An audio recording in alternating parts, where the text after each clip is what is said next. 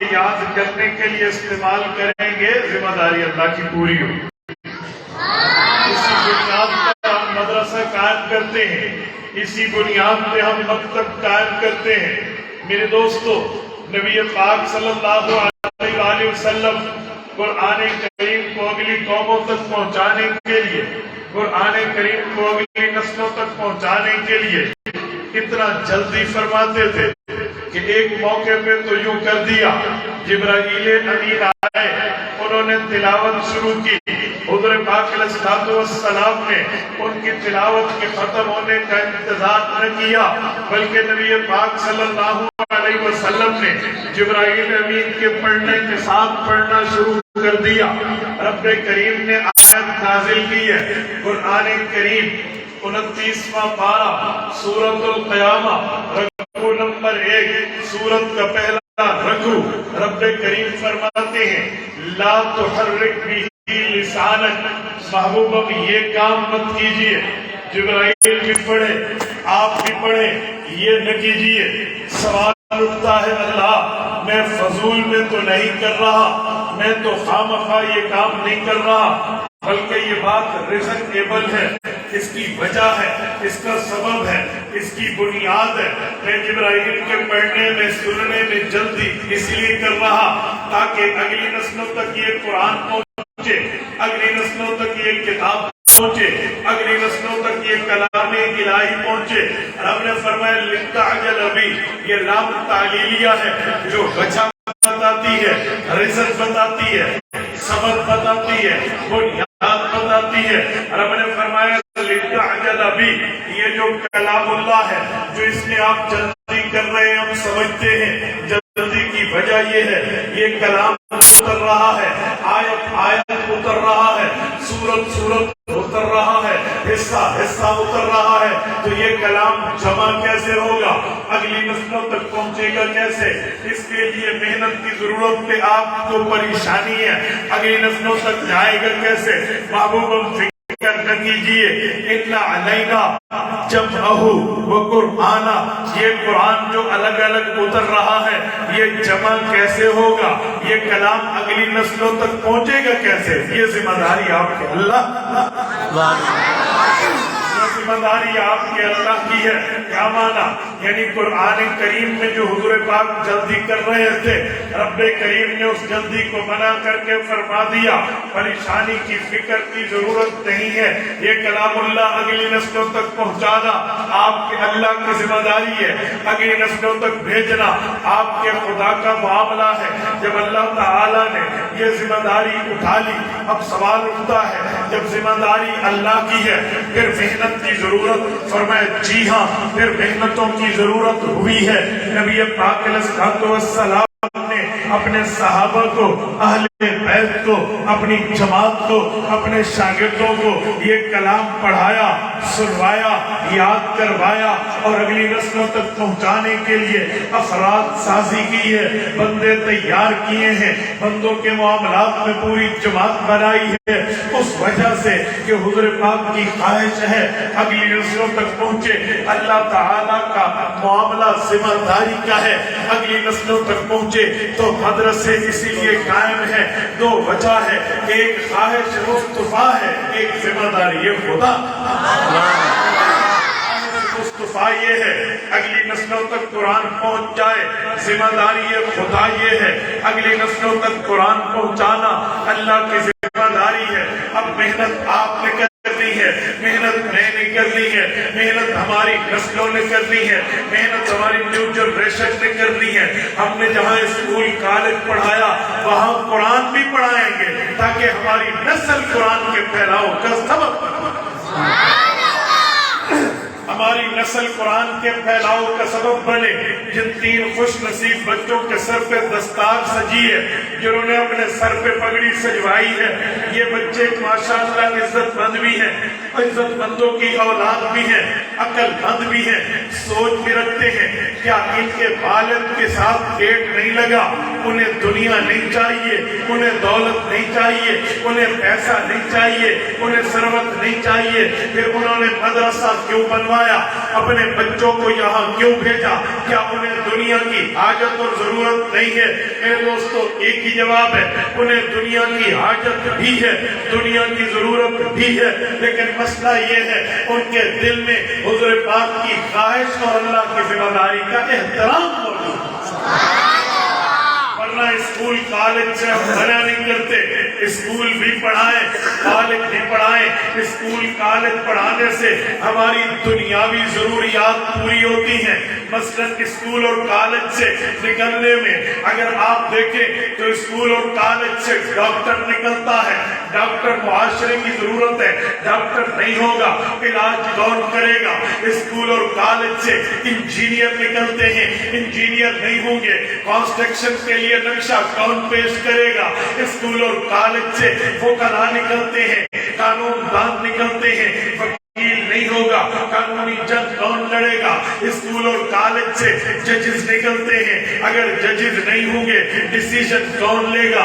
School اور college سے bureaucrat نکلتے ہیں، بیوروکریٹس نہیں ہوں گے ملک کا نظام کیسے چلے گا؟ اسکول اور کالج سے جرنیل نکلتے ہیں، جرنیل نہیں ہوں گے ملک کی دفاع کا تحفظ کیسے ہو سکے گا؟ لیکن یہ ساری ضرورتیں، سارے معاملات، یہ ساری چیزیں اس وقت تک ہیں جب تک آنکھ پھڑک رہی ہے، دل دھڑک رہا ہے، نبضیں چل رہی ہیں، سانس جاری ہے، زندگی قائم ہے، تب تک اسکول کی بھی ضرورت ہے، کالج کی بھی ضرورت ہے، ڈاکٹر کی بھی ضرورت ہے، پروفیسر کی بھی ضرورت ہے، ججز کی بھی ضرورت ہے، جرنیل کی بھی ضرورت ہے، بیوروکریٹ کی بھی ضرورت ہے، ایڈوکیٹ کی بھی ضرورت ہے۔ لیکن جب آنکھ بند ہو گئی، بندہ قبر میں پہنچ گیا، آخرت کی زندگی شروع ہوئی، پھر جو کام آئے گا وہ اللہ کا قرآن کام آئے گا، نبی کا فرمان۔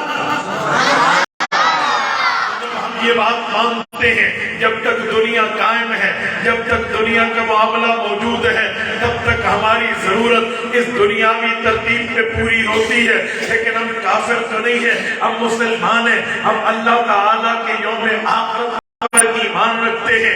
نبی پاک صلی اللہ علیہ وسلم کی یوم حساب اللہ کے رسول نے ہمیں بتایا ہے، ہم قیامت کو مانتے ہیں، والبعث بعد الموت، قیامت کے اندر موت کے بعد کی زندگی پر ہم ایمان رکھتے ہیں، لائف آفٹر ڈیتھ، مرنے کے بعد کے حالات کو آپ اور ہم مانتے ہیں۔ جب مانتے ہیں پھر وہاں کام قرآن آئے گا، وہاں کام حضور کا فرمان آئے گا، وہاں کام دین آئے گا، وہاں اسلام کام آئے گا، شریعت کام آئے گی، محمدی نظام کام آئے گا۔ اس کے لیے اسکول کالج کے ساتھ ساتھ اپنے بچوں کو مدرسے بھیجو۔ اولاد کو مدرسے میں بھیجیں گے تو آپ کی دنیا بھی بہتر ہوگی، آپ کی یہ نہیں ہے کہ معاملہ دنیا تک ہے۔ میرے دوستوں میں ایک جملہ کہتا ہوں، میں نے مانا اسکول کالج ضرورت ہے، علماء مخالفت کرتے ہیں، انہیں اسکول سے دشمنی نہیں ہے، اسکول کے اسٹوڈنٹ سے، ٹیچر سے، پرنسپل سے، وائس چانسلر سے، پروفیسر سے، استاد سے، عملے سے دشمنی نہیں ہے۔ وہ یہ کہتے ہیں لوگوں، اب نماز میں کہتے ہیں غیر المغضوب علیہم ولا الضالین، اللہ ہم یہود کے راستے پہ نہیں چلیں گے، اللہ ہم نصارہ کے راستے پہ نہیں چلیں گے۔ علماء کہتے ہیں جب یہ نماز میں وعدہ کرتے ہو تو اسکول کی تعلیم تمہیں کہیں اور یہود اور نصارہ کی تہذیب نہ سکھا دے، وہاں کا ماحول تمہیں غیر کی ثقافت نہ سکھا دے، وہاں کا ماحول تمہیں غیر کا تمدن نہ سکھا دے، اس کی مخالفت کرتے ہیں۔ ورنہ اسکول کالج کے میں منع نہیں ہے، میں نے اسکول کالج کیا یونیورسٹی ٹاپ کر کے پڑھی ہے، ایک پیریڈ کا ایک دن کبھی اس کے کف نہیں ہوا۔ لیکن ایک بات ببانگے دول کہتا ہوں، آج سے چند دنوں پہلے اسلام آباد میں آمسیٹ یونیورسٹی کے اندر وہاں سائیکالوجی کی ایک سوال کی جو بات آج دنیا میں عام ہے، وہاں جو سوال ہوا وہاں پڑھنے والے بچیاں بھی ہیں، بچے بھی ہیں، ایم اے لیول کے بچوں سے سوال ہو رہا ہے۔ میری شرافت مجھے اجازت نہیں دیتی کہ میں اللہ کے گھر میں آپ کے سامنے وہ لفظ بولوں، خدا کی قسم میری داڑھی اور پگڑی کا حیا مجھے آپ کی اجازت اور پرمیشن نہیں دیتا کہ میں وہ لفظ بول سکوں جہاں سسٹر اینڈ برادر، بھائی اور بہن کے تعلق کو خاوند اور بیوی بنا کر دیکھیں۔ سے زیادہ اور کیا کہہ سکتا ہوں؟ اس سے زیادہ کس چیز پر ماتم کرو؟ مجھے اس میں افسوس نہیں ہے کہ آپ نے یہ آواز اٹھائی تو پروفیسر پکڑا گیا، اس کو برطرف کر دیا گیا، معطل کر دیا گیا۔ جی نہیں، میرا سوال ہے یہ پروفیسر کس جگہ سے پڑھ کے آیا تھا جو آپ نے اس کو یہاں استاد بنایا؟ اس کا دماغ خراب تھا؟ یہ وہاں لکھتا ہے ایک لڑکی اور لڑکا بہن اور بھائی ہیں، وہ میاں بیوی بن چکے ہیں، فلاں یہ سوالات کلمے کے نام پہ حاصل شدہ ملک میں، اسلام کے نام پہ حاصل شدہ ملک میں، اور وہاں پر سوالات یہ اچھا جس نے بنایا اس نے تو منہ اپنا کالا کیا، جس نے پرنٹ کیا، جس نے رائٹ کیا، جس نے اسٹوڈنٹس کو دیا، وہاں تو کچھ بھی نہیں تھا۔ اور اس سے اگلی بات کہ جن طالب علموں نے یہ پرچہ لے کر حل کیا ہے، ان میں سے کسی کی غیرت نہیں جاگی، ان میں سے کسی کا ضمیر نہیں جاگا، اٹھتے اور اپنے پاؤں میں پڑے ہوئے بوٹ کو اتار کے اس پروفیسر کے منہ پر انڈیا کا نقشہ بنا دیتے کہ تیری جرت کیسے ہوئی اسلام کے نام پہ حاصل شدہ ملک میں تو یہ بے غیرتی کو عام کرے، اس بے حیائی کو پروموٹ کرے۔ کوئی اسٹوڈنٹ نہیں، نہ کوئی لڑکی اٹھی ہے نہ کوئی لڑکا اٹھا۔ اس کا مطلب یہ ہے آج میڈیا، آج الیکٹرانک میڈیا نے، آج ٹی وی نے، آج دنیا کے ماحول نے میرے مسلمان نوجوان، چاہے وہ ہمارے بچے ہیں یا بچیاں ہیں، ان کا دماغ کیوں خراب کر دیا ہے کہ ان سے جو پوچھا جائے جو پڑھا جائے ان کو کوئی فکر نہیں۔ ایک اسٹوڈنٹ ہے بیچارہ جس نے پیپر کو آؤٹ کیا ہے، اس کے خلاف میں نے تحقیق شروع کر دی، اجی تم نے آؤٹ کیوں کیا؟ لو جی، یہ کوئی بات ہے؟ یہ انسانیت ہے؟ ہم اس چیز کے مخالف ہیں، اس معاملے کے مخالف ہے کہ وہاں سے شکل مسلمان کی اندر سے انگریز ہوتا ہے، کلمہ مسلمان کا ہے اندر سے یہود ہوتا ہے، کلمہ مسلمان کا ہے اندر سے نصارہ ہوتا ہے۔ میں اسکول کالج کے اس علمیت کے مخالف ہوں، ورنہ میں اسکول کالج کے مخالف نہیں ہوں، اس کی سلیبس کا مخالف نہیں ہوں، اس کی طرز تعلیم کا مخالف نہیں ہوں، وہاں کے معاملات کا مخالف نہیں ہوں، مجھے اس چیز کا مسئلہ ہے۔ اب لوگ کہتے ہیں جی اس کے خلاف انکوائری کرو، میں نے کہا کس کے خلاف کرو؟ صرف اس پروفیسر کے خلاف کرے جس نے چپل ماری ہے، جنہوں نے امتحان دیا، جس نے پرچہ پرنٹ کیا، جس نے پرچہ رائٹ کیا، جس نے پرچہ تقسیم کیا، وہ کہاں جائیں گے؟ وہ بھی تو نہیں بولے نا۔ جن اسٹوڈنٹس نے ایگزام پاس کیا ہے یہ بھی تو نہیں بولے۔ کس کے خلاف پرچہ بیٹھا ہے؟ کس کے خلاف سرچنگ لے کر آئے؟ کس کو کورٹ میں لے کر آئے؟ کس سے تحقیق کریں؟ یہاں ہمیں کہاوا بگڑا۔ مسلمانوں، مدارس کا معاملہ اس سے بہت اجلا ہے، مدارس کا معاملہ اس سے بہت صاف ہے۔ اور سنیں، دنیا کی ضرورت پہ آپ نے پرائمری کرا دیا، مڈل کرا دیا، میٹرک کرا دیا، ایف اے کرا دی، بیچلر کرا دی، ماسٹر کرا دیا، پی ایچ ڈی کرا دی، ایم فل کرا دی، ڈپلومہ کرا دیا، پوری تعلیمات کرا دی، لیکن ناظرہ قرآن پاک بھی آپ بچوں کو نہیں پڑھا سکے، دیکھ کر قرآن کریم پڑھنا بھی نہیں آتا۔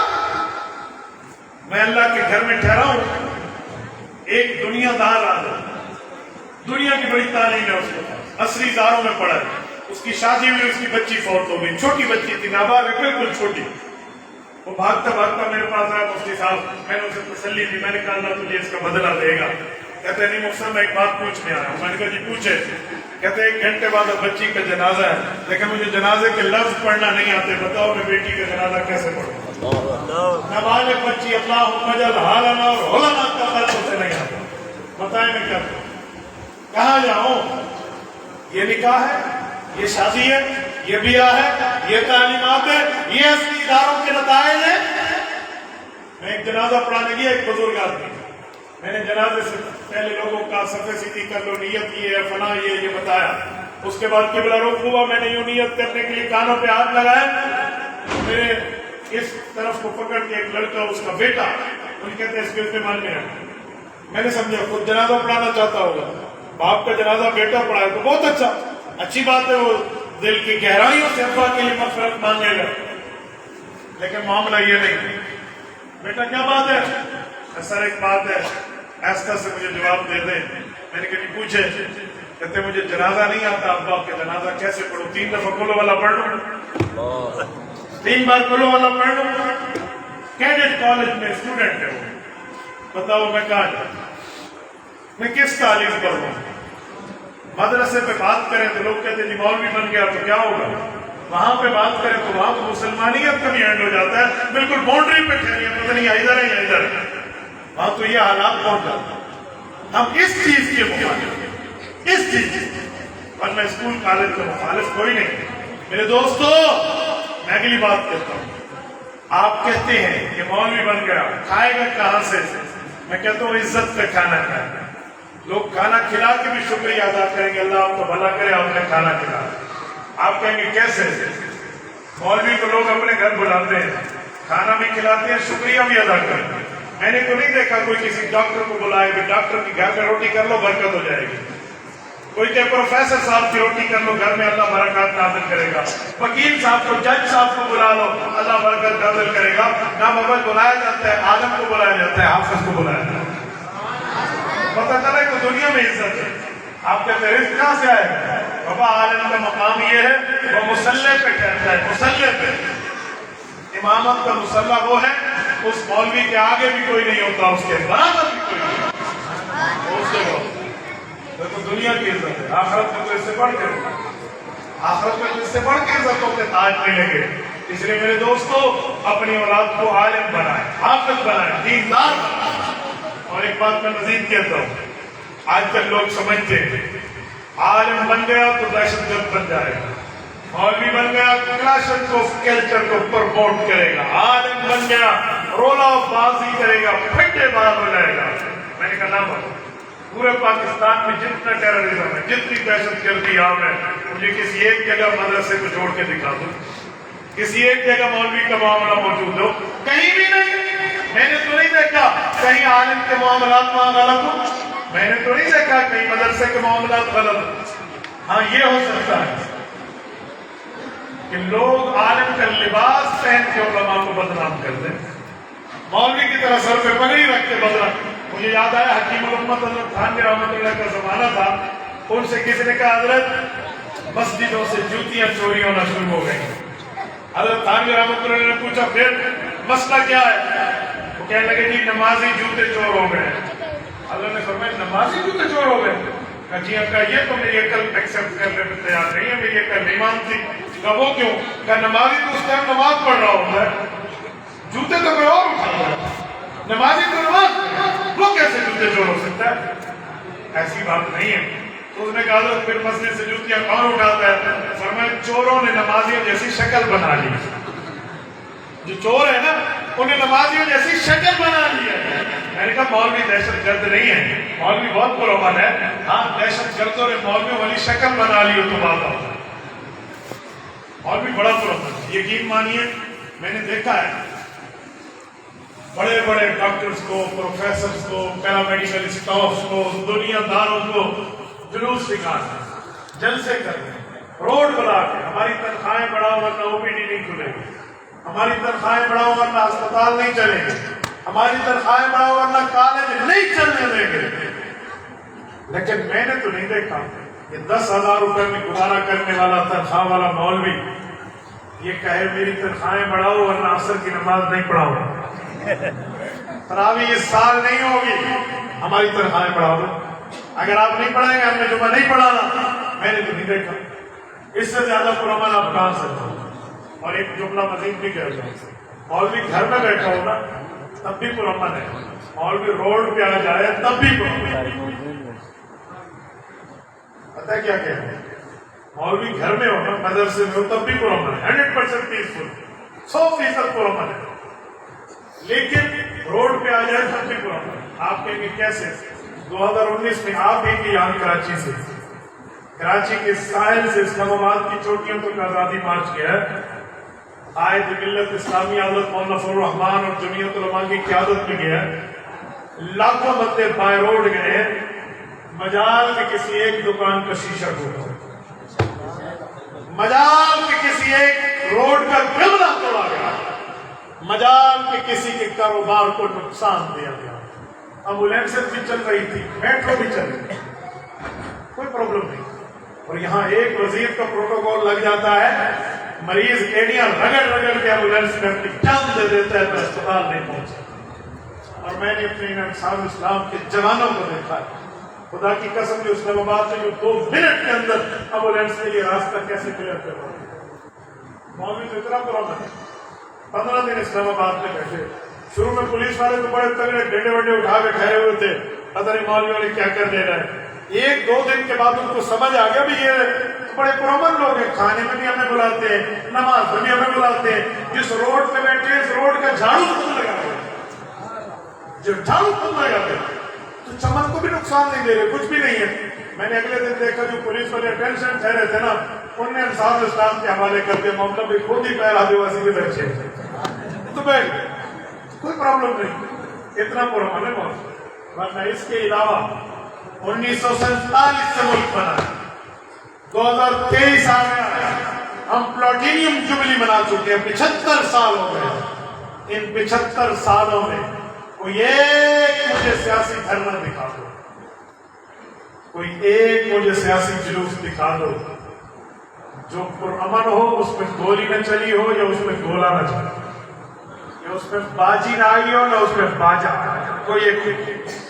यहाँ बाजी बाजों से पुरअमन माहौल है, गोली गाली से पुरअमन माहौल है, और खुदा की कसम ये मिसाल उलमा है। लेकिन मसला ये है कि मुंह पे दाढ़ी है ना मौलवी, सर पे टोपी और पगड़ी है मौलवी पे, तो तारीफ करते हुए लोगों को मौत पड़ती है, कहते हुए मौत पड़ती है। अजी आलिम की तारीफ कैसे करें? तो आलिम तो पुरअमन है, आलिम तो कभी मसला नहीं करता, आलिम तो बिल्कुल ठीक ठाक चल रहा है।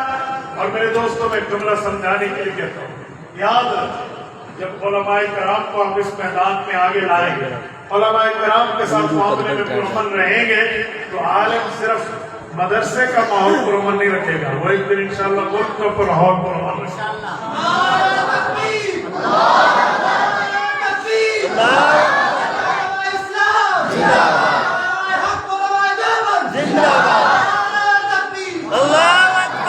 इसका तो कोई प्रॉब्लम नहीं है, आलिम तो पुरअमन रखना जानता है। लेकिन आज मसला ये है कि जब वोट की बारी आए उस वक्त अपने वडेरों को देखते हैं, जागीरदारों को देखते हैं, सरदारों को देखते हैं, और जब कोई दीन पे हमला हो जाए फिर कहते हैं मौलवी का। ऐसे नहीं है बाबा, अगर वोट की पर्ची के वक्त भी तूने मौलवी को याद किया होता तो आज दीन पे ये वक्त ही ना। 1974 में मौलाना मुफ्ती महमूद रहमतुल्लाह अलैह को डेरा इस्माइल खान के गयूरों ने मुंतखब करके असम्बली भेजा था। उसने कादियानियों की वो मंजी ठोकी है जो आज भी कादियानी 7 समंदर दूर बैठ के कांप रहे हैं। और अब मुफ्ती महमूद की दूसरी नस्ल असम्बली में मौलाना अब्दुल अकबर चंद्रारी ने बिल पेश किया है। जाहिर अकरम दुरानी साहब जो जमीयत उलमा की तरफ से डिप्टी स्पीकर है ऑल पाकिस्तान, उन्होंने उस बिल पे वोटिंग करा के उसको एक्सेप्ट किया है। नामूस साहबा व अहले बैत बिल उसका नाम है। मुफ्ती महमूद की दूसरी नस्ल ने मिर्जाइयों की छोटे बहन भाइयों की भी मंजी ठोक दी। मिर्जाई तो मिर्जाई छोटों की भी ठोक के रख दी है। कहते हैं मौलवी ने क्या काम किया? हैरानगी की बात है, आप भी पूछे। सूद के खिलाफ पूरे मुल्क में इम्तना का मसला है, ये आलिम ने नहीं उठाया, ये मौलाना की क़यादत में हल नहीं हुआ। ये मुल्क में जो कानून पास हुआ है इतना सूद के खत्म करने का मामला, ये उलमा का नहीं है। आप और मैं ID कार्ड बनवाने के लिए नादरा जाते हैं, हमसे मजहब पूछा जाता है, अपना मजहब बताओ।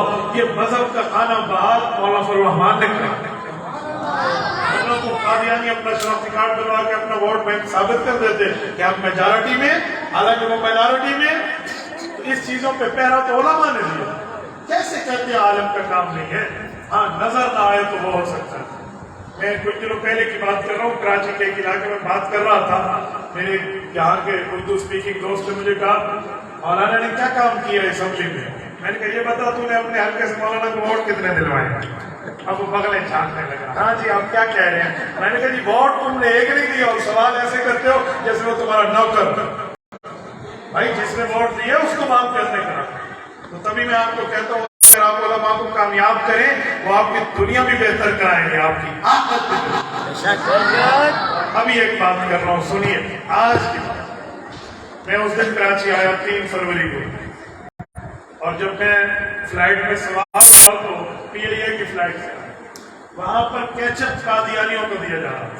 कैचअप शीजान कंपनी का। हम शीजान और शैतान को बरवजन मानते, अल्फाज में बरवजन ना हो, कैफियत और कमियत में बरवजन। तो मैंने वहां एहतजाज किया اور میں نے یہ بات ارباب اختیار تک پہنچائی، خصوصاً سعد رفیق صاحب ہمارے وزیر ہوابازی ہیں، خواجہ سعد رفیق تک یہ بات گئی ہے۔ آج جب میں آ رہا تھا اور پی آئی اے میں آ رہا تھا، الحمدللہ آپ کو خوشخبری دوں، قادیانیوں کی پروڈکٹ کو ختم کر کے مسلمان کی پروڈکٹ جاری ہو گئی۔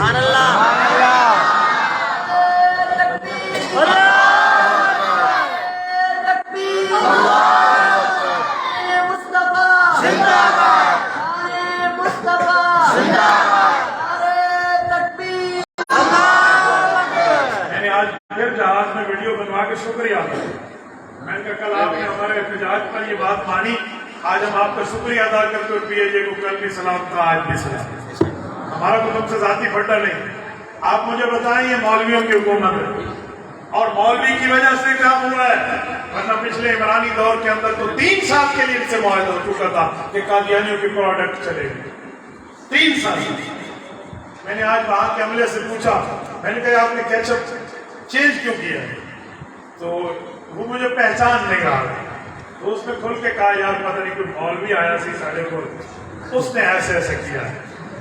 میں نے اسے کہا اچھا ایک ویڈیو تو بنا لیں، کہتے کیا آپ بھی کچھ کہنا چاہتے ہیں؟ میں نے کہا 1 منٹ آپ موبائل تو پکڑیں۔ اس عملے کے بندے نے موبائل پکڑا اور میری گفتگو کرائی نہ نکالا۔ یقین مانیے جب میں شکریہ ادا کر رہا تھا اس کی آنکھوں سے خوشی سے آنسو جاری تھے۔ مجھے کہا کہ صلی اللہ اکبر، میری آپ سے ملاقات ہوگی، مجھے نہیں پتا تھا وہ آپ ہیں۔ یہ آج کی بات آپ کو سکوں، یعنی قادیانیت کی منجی ٹھوکنے کے اوپر علماء اس سے بڑھ کے آپ کو اور کیا کام بتائیں، لیکن ہمارے بندوں کو ہمارا کام نظر نہیں آتا۔ یہاں الٹی گنگا بہتی ہے، یہاں لیلا نظر آتا ہے، مجنون نظر آتی ہے، یہاں الٹا معاملہ ہے۔ ایسا نہیں ہوتا بھائیو، علماء کو اپنے ہر میدان میں کام ہے۔ اچھا سونے میں خلاصہ دے کر بات ٹھکانے لگانے لگا ہوں۔ یہ لوگ کہتے ہیں نا عالم بنے گا تو اس کے پاس پیسہ کم ہوگا، دنیا دار بنے گا تو بڑا پیسہ ہوگا۔ سنو، عالم کے پاس اگرچہ پیسہ کم ہوگا لیکن اس کم پیسے میں بھی برکت ہوگی۔ آپ نہیں سمجھے، میں سمجھایا جاتا۔ کسی 2-3 لاکھ روپے تنخواہ والوں سے پوچھو نا کہ سناؤ آپ کے بچے کتنے ہیں، کتنے بندوں کو میں گھر میں کھلاتے پلاتے ہو، تو وہ کہتے ہیں جی بچے 2 ہی اچھے، بچے 2 ہی اچھے، 2 لاکھ تنخواہ ہے، گزارا نہیں ہوتا۔ مولوی سے پوچھے کتنی تنخواہ ہے، 10,000 تنخواہ ہے مہینے کی، اور پوچھے بچے کتنے ہیں، وہ داڑھی پہ ہاتھ پھیر کے کہتا ہے الحمدللہ 11 بچے ہوتے۔ تو کوئی پرواہ نہیں، وہ تو امن سے بغیر نیند کی گولیاں کھائے وہ سوتا ہے، اس کو سونے کے لیے کوئی نیند کی گولی ضرورت نہیں ہے، اس کو تنخواہ کے لیے کوئی جو ہے احتجاج کی ضرورت نہیں ہے، وہ اس کم پیسوں میں بھی عزت کی زندگی۔ میں آپ کے سامنے کہہ رہا ہوں، میں اپنی عصری تعلیم جب میری کالج والی مکمل ہوئی تو قطر سے مجھے جاب آئی۔ اس وقت کی غالباً پتہ نہیں کوئی 1.5 لاکھ تھا کہ 3 لاکھ تھا، شاید 1-2 مہینے کے اس طرح تنخواہ بنتی تھی۔ میرے گھر میں میرے رشتہ داروں مجھے کہنے لگے اجی آپ قطر چلے جائیں، لاکھوں روپے مہینے کی تنخواہ ہے، آنے جانے کا ریٹرن ٹکٹ فری ہے، میڈیکل فری ہے، فلاں فری ہے، چلے جائیں۔ میں نے کہا جی میں نے تو نبی پاک علیہ السلام کی دین کی خدمت گلی گلی میں جا کے کرنی، میں نہیں جاتا، میں نے یہ خدمت کی، اور باقی اللہ تعالیٰ قبول فرمائے۔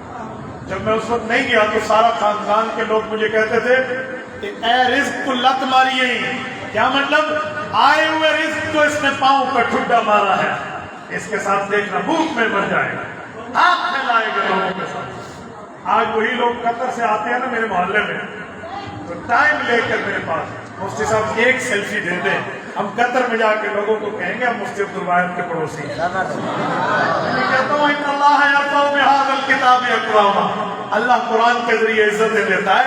میں نے تو تمہارے ساتھ کبھی سیلفی نہیں کھینچی، آج ایک مولوی کے ساتھ تم سیلفی کھینچ کے اس بات کو مان رہے ہو کہ عزت اللہ کے دین۔